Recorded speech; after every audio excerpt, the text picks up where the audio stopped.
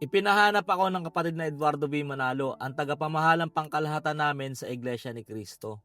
Dahil sa video na in-upload ko.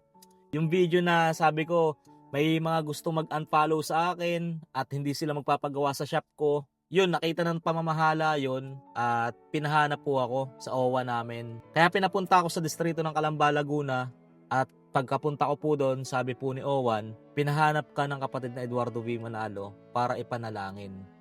Grabe, hindi ko lubos akalain na mapapansin tayo ng pamamahala doon sa mga video na ginagawa natin.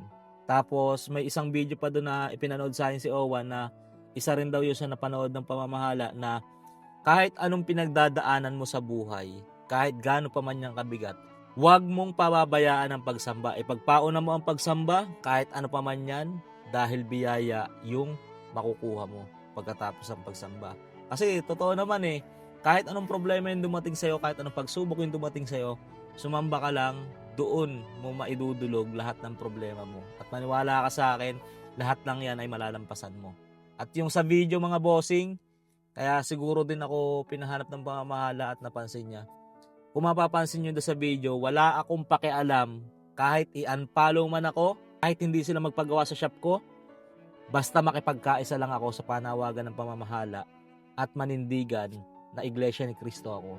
Kaya mga bossing, walang pagsidlan yung aking kasiyahan dahil napansin ako ng pamamahala ng kapatid na Eduardo B. Manalo. Ayun nga po, pinahanap po ako mismo kay Owan. Bakit nga ba pinahanap? Dahil po sa video na yon.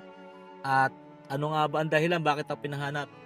Sabi ng pamamahala, ipanalangin ako ni Owan. Ibig sabihin may basbas na pamamahala yon ng kapatid na Eduardo B. Manalo na ipanalangin ako ni Owan. Sabi nga ni Owan, bibihira yung mga taong pinapahanap ng pamamahala para ipanalangin ko. Maraming salamat mga bossing sa lahat ng sumuporta doon sa video.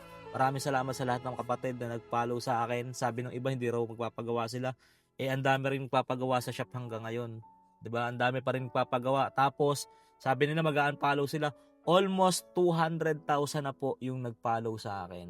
Yun yung katunayan na hindi tayo papabayaan ng Diyos basta nasa tama yung ginagawa natin. Basta naikipagkaisa tayo mga kapatid sa panawagan ng pamamahala. Dapat tayong mga iglesia ni Cristo ay kaya natin magtanggi sa mga sarili natin. Kahit paman kabuhayan natin ang kapalit, kahit buhay paman ang kapalit, kailangan kaya nating manindigan na tayo ay iglesia ni Cristo. Maraming salamat mga bossing sa inyong suporta. Mag-ingat po kayong lahat and God bless po.